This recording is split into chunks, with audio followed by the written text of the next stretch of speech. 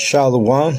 I want to give all the praise, all the glory, all the honor unto Yahweh, Bahashem, Yahushai, Bahashem, Rakah, Quadash. Double honors goes out to the elder apostles of Great Millstone for teaching me the truth. Also want to acknowledge all the Akyam who are pushing this truth with sincerity throughout the four corners of the earth. And Shalom to the elect of the nation of Israel. And this is the brother Shabai from the GMS Denver camp. And through the Spirit, today I'm going to go in on 2 Chronicles, the first chapter. This is a nice account of when King Solomon, he worshipped Yahweh, and he was blessed with wisdom. Because we know that the scriptures says that Solomon was the wisest man that walked the earth. Let's grab that precept real quick.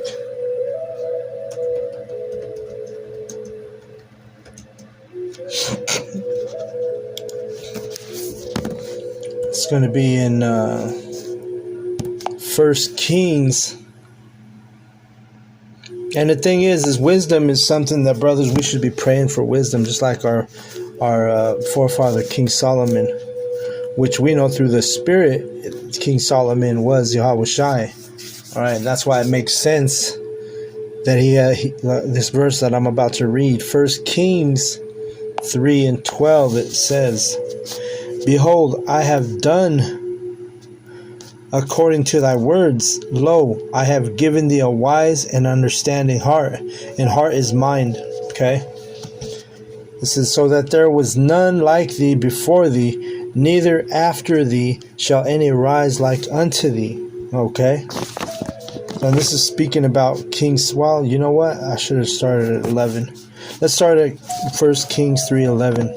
"And the Most High said unto him, Because thou hast asked this thing, and thou hast not asked for thyself long life, neither hast asked riches for thyself, nor hast asked the life of thine enemies, but thou hast asked for thyself understanding and to discern judgment." See? And that's a righteous prayer. When you sit down, or you can go however you pray, towards the east, we put our arms out and we face the east. Sometimes we go on the ground and we put our face to the ground and towards the east, and we say our prayers, right, to Yahweh Bashem Yahushai. And praying for wisdom is, especially in these times that we're about to enter, is super necessary. Okay.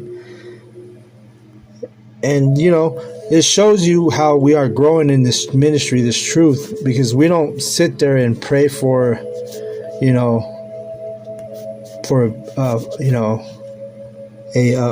badass fast car, or a badass bitch, right?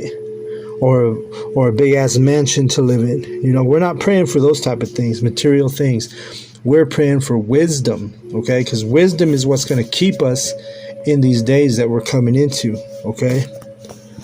And it pleased the Most High Yahweh when Solomon asked for the wisdom and understanding and discernment, right? Let me grab this real quick. I was going there. Isaiah 33:6, it says, "And wisdom and knowledge shall be the stability of thy times, and the strength of salvation. The fear of Yahweh is his treasure." So without wisdom, you're not going to know to fear Yahweh. You're not going to realize how important that is, to fear Yahweh. Because if you fear Yahweh, then you're going to start, considering his ways. You're going to consider his laws, his statutes. You're going to be a better man in the spirit, And that's That's what it is. We are thriving to be like Yahweh Shai, right? And King Solomon, which again, the same soul, same spirit was given to Yahweh Shai and Solomon. They are the same. All right, the same soul. Different people with the same spirit came in different generations. But it was through the reincarnation, regenerated. When Solomon was regenerated, he came back as Yahweh Shai. But even before that, that spirit was always, that was the first spirit created, which was Yahweh Shai. Right? The very first spirit created was Yahweh Shai. Okay? And he took on many lives, multiple lives throughout the history in the scriptures. Okay, and I was going in on it a little bit the other day when I was talking about and speaking about Melchizedek, because he was Isaac, Melchizedek, King Solomon, Yahweh Shai, right? So let's so when King Solomon prayed for and asked for wisdom and understanding and discernment, that was a pleasing prayer to Yahweh. And that's how we're in the same spirit. Because I know brothers, we be praying for understanding, we be praying for wisdom, You read the scriptures, you pray to understand them. You read the parables, you pray to understand them. Okay? And again, wisdom and knowledge is going to be the stability of the times that we're coming into these perilous times. Okay? So let's go to 2 Chronicles 1. And it says, and Solomon was the son of David, and Solomon the son of David was strengthened in his kingdom, and Yahweh his power was with him, and magnified him exceedingly. Then Solomon spake unto all Israel, to the captains of the thousands and of hundreds, and to the judges, and to every governor in all Israel, the chief of the fathers.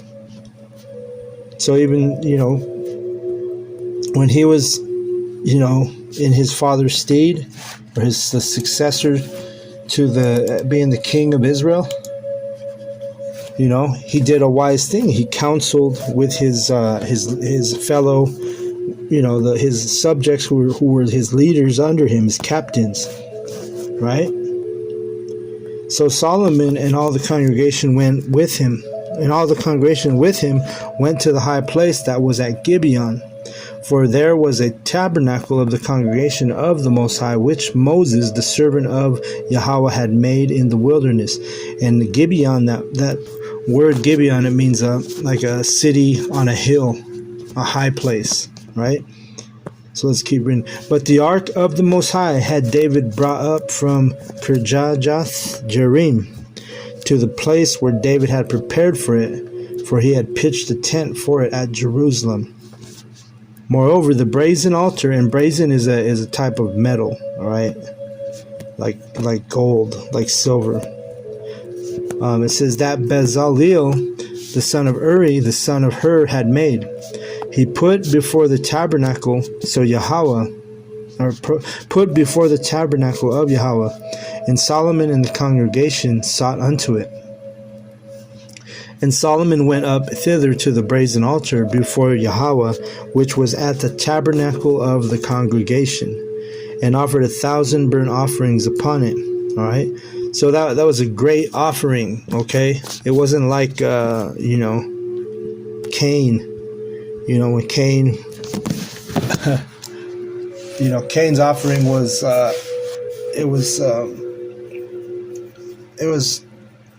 he was breaking the rule with his offering,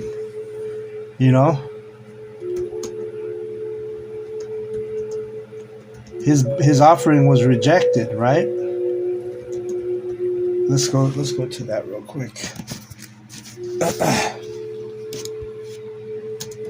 Let me see if I can read that account of Cain's offering, because when you give her in offerings, you can't come in the spirit of Cain, with a weak ass offering. Let's see if we can find that account. Genesis 4 and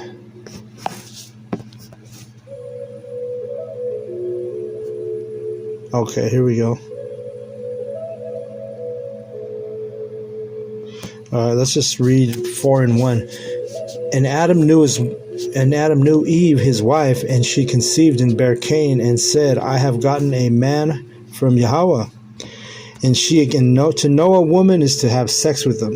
Where it says Adam knew Eve, means he popped her. Okay. And she again bare his brother Abel, and Abel was a keeper of the sheep, but Cain was a tiller of the ground. And in process of time it came to pass that Cain brought of the fruit of the ground an offering unto Yahweh. Okay, so he brought him fruit. That was his offering. And it says, and Abel, who through the Spirit, that's Jacob, and Cain is through the Spirit. Again, reincarnation, regeneration. Cain and Abel were reincarnated, regenerated as Jacob and Esau. Okay, brothers, twin brothers. And Abel, he also brought, here, let me see, actually, you know what?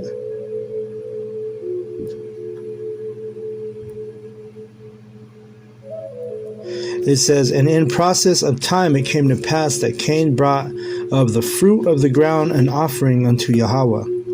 And Abel he also brought of the firstlings of his flock and of the fat thereof. And Yahweh had respect unto Abel and to his offering.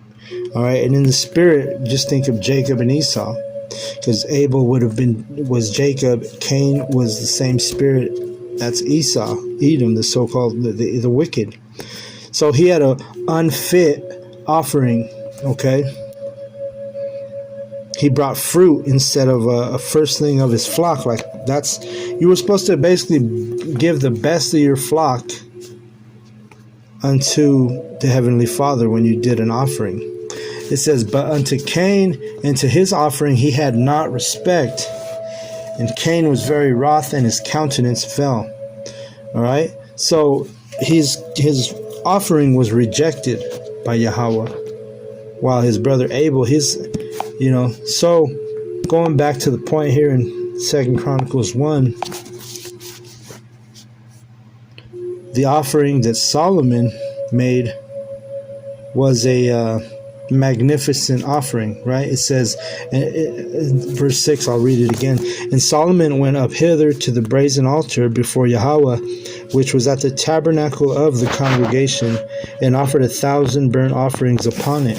See that? That's a magnificent offering. And it says, in that night did Yahweh appear unto Solomon, and said unto him, ask what I shall give thee.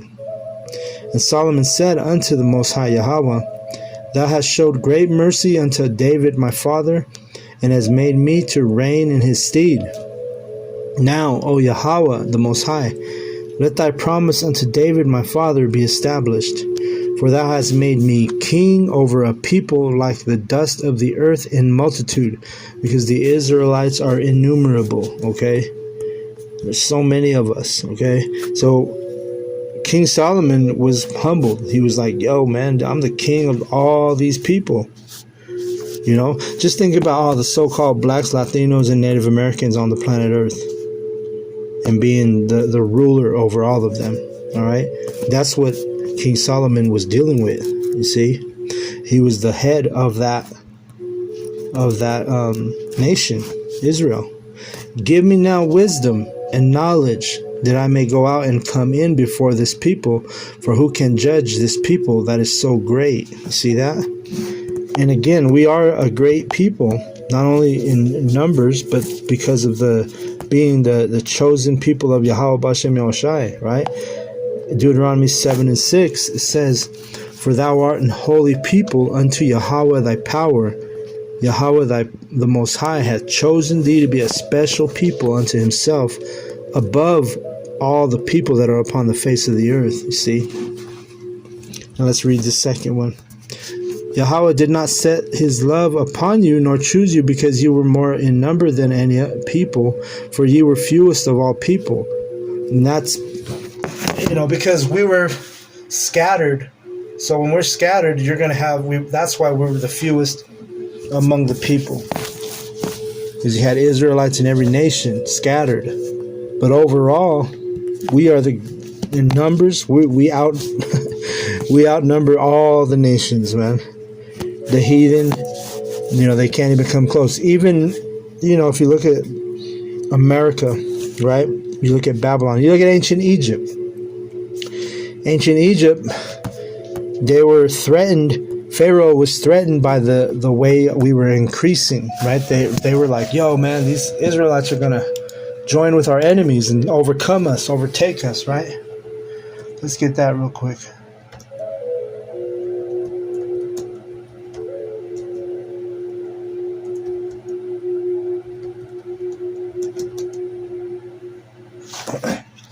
Let's see. Let's get that account in Exodus 14 and 16. And that's what the same thing is happening here, in spiritual Egypt.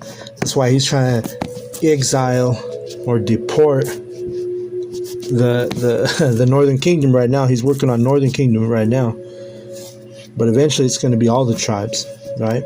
In Exodus 14 and 16, it says, let me see if this is the right one.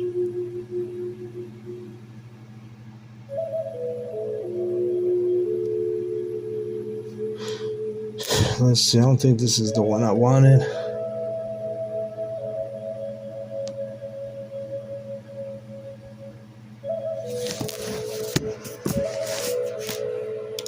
Let me see, that's not the one I wanted.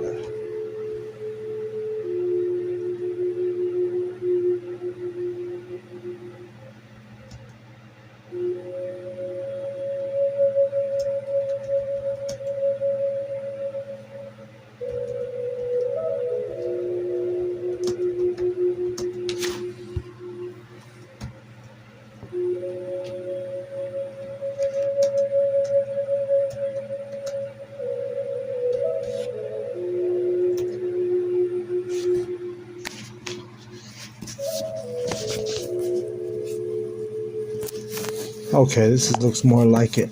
Exodus 1, and let's see what it says. Yep, this is it.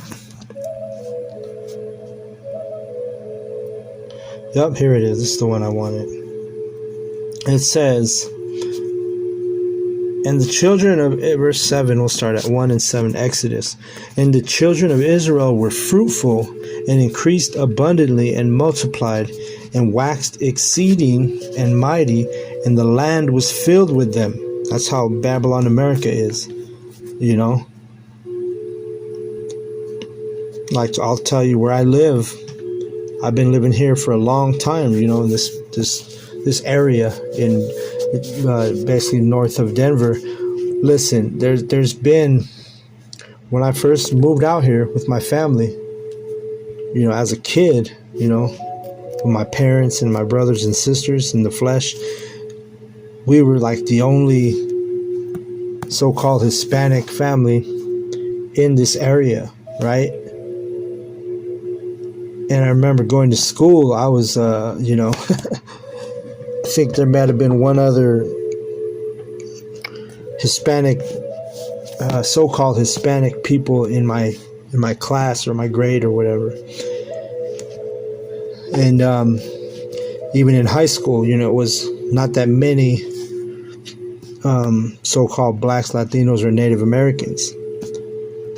And fast forward to now, in my daughter's generation, which, they go to, well, my youngest, she goes to the same school that I did, right? And the point I'm making is now, 25, 30 years later, now it's, the Israelites have increased abundantly. She doesn't have that same ratio as when I was in school, right? When I was in school, you had 30 students. You maybe had 2, maybe 3 Israelites. Now, you take that same 30 students, and you're going to get that number's more like 20 to 25. And now the Edomite, he's the smaller number. He's what they call the minority, right? They try to call us minorities, but that's a play on words, because we're actually a majority, and they know that, right? That's why they call you a minority, to keep you, everything the so-called white man does is to keep you in darkness.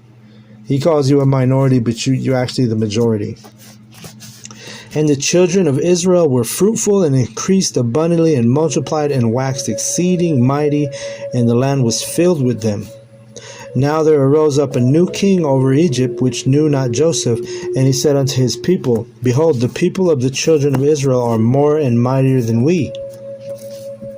Come on, let us deal wisely with them, lest they multiply, and it come to pass that when there falleth out any war, they join also unto our enemies and fight against us, and so get them up out of the land. You see that? And this is what Donald Trump he's doing. When they do a census in America, they're just the main point is to count you Israelites. They want to know how many Israelites are in because you got to remember the heathen are confederate against us. Okay, so when they do those censuses, they're not trying to count the whole population. They're trying to figure out how many Israelites are in Babylon, America. And obviously, this is the time where it's an uncomfortable number for them. Okay, that's why Donald Trump, because these agendas, that they have agendas. It's not like it was just, Donald Trump, here he is, it's his term. Now he's the one who decided that he's going to start, exiling and deporting so-called Mexicans, right? No, this has been a thing. They've been keeping that census. They see that there's too many brown people, and hey, this is the beginning of that, just like we're reading here in Exodus. Okay, remember, this is spiritual Egypt. And also, you go to Ecclesiastes 1:9, I think. Yep. The thing that hath been, it is which shall be, and that which is done is that which shall be done, and there is no new thing under the sun. So there's no new thing under the sun. This same thing happened in ancient Egypt, and now it's happening here in spiritual Egypt. Okay? Everything has a time, everything has a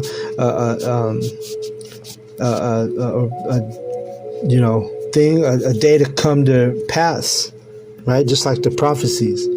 The prophecies will come to pass at their ordained and anointed time, right? So that's no difference with what you see. That's what's happening, all right? So let's go back to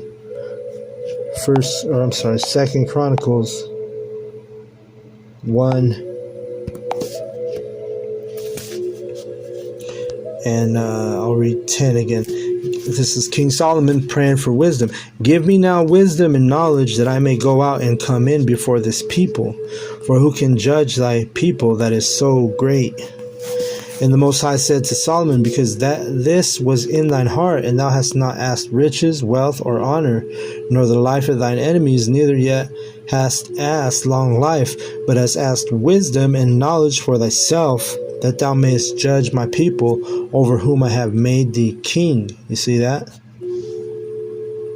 Wisdom is knowledge, and knowledge is granted unto thee, and I will give thee riches and wealth and honor, such as none of the kings that have had been before thee, neither shall there any after thee have the like. Then Solomon came from his journey to the high place that was at Gibeon to Jerusalem from before the tabernacle of the congregation, and reigned over Israel. When he came back, guess what? He had asked for that righteous request. So you know he was feeling good, right? He had just offered up all those offerings, the what was it called, the firstlings of his flock. Let me see. Let me grab that real quick again. And he came back. Yahweh had, appeared to him and basically let him know, like, yo, you're gonna get this, because he was pleased with his request, with his prayer, with his. And by the way, when I read this the first time, it made me think of how the heathen, they always trying to bite off our style, right? Because when you go into that, you know, King Solomon and requesting, a blessing from the Most High, it made me think of like Aladdin or the genie in the bottle, right? So, and genies are mythical creature or mythical deities, whatever you want to call them. But it goes back to the Bible. Everything Jake is the former of all things. All right, all the ideas, everything that these heathen do, it all comes back to our book. All right, because Jake is the former of all things. So when they have that concept of a genie giving you 3 wishes, a genie in the bottle, right? This goes back to King Solomon, right? So anyway, that just made me, that kind of sparked my mind and made me think of that. I'm like, damn, these heathen, they get everything from us. They can't come up with anything on their own, especially Esau, Edom. So anyway, let me see.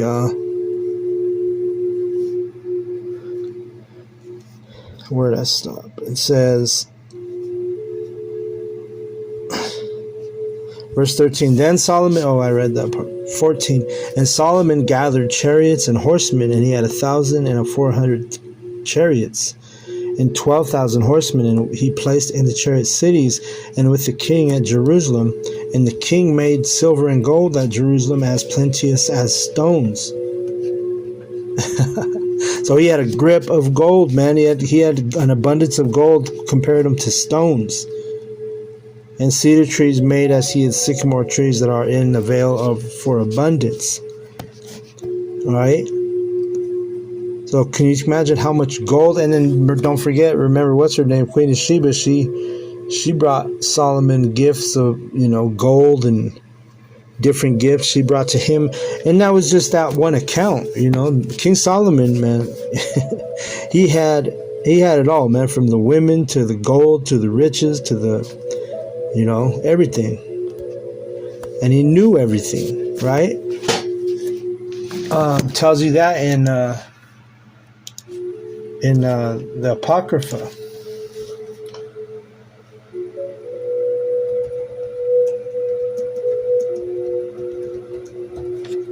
Let's grab that.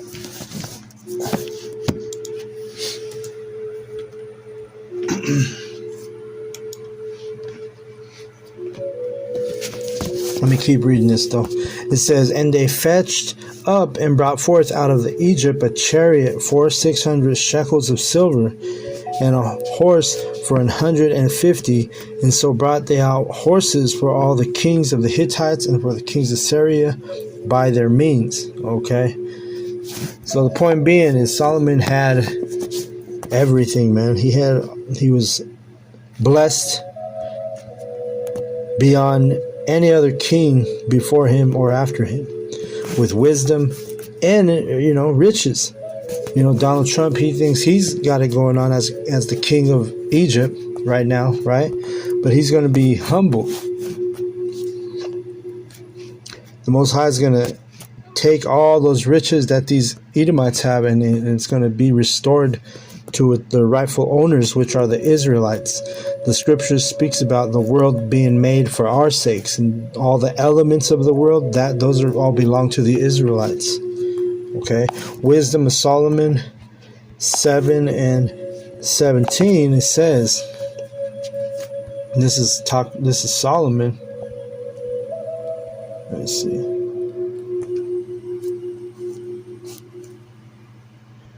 Okay, let's read this.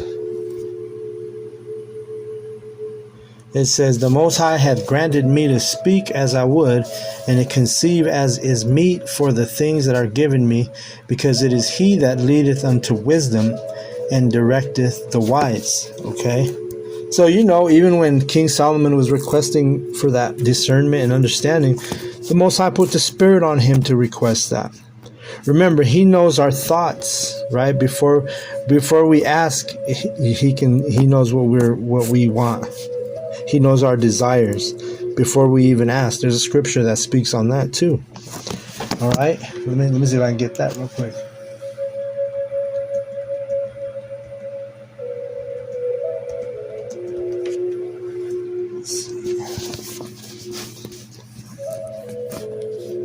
But let me keep reading this verse, because this is just going into King Solomon and his wisdom. It says in verse 16, "For in his hand are we and our words, all wisdom also, and knowledge of workmanship. For he hath given me certain knowledge of the things that are, namely to know how the world was made, and the operation of the elements." Right? And when we come into the spirit of Yahweh Bashem Yoshai, we know these things too. Right? Because we know how the world was made, right?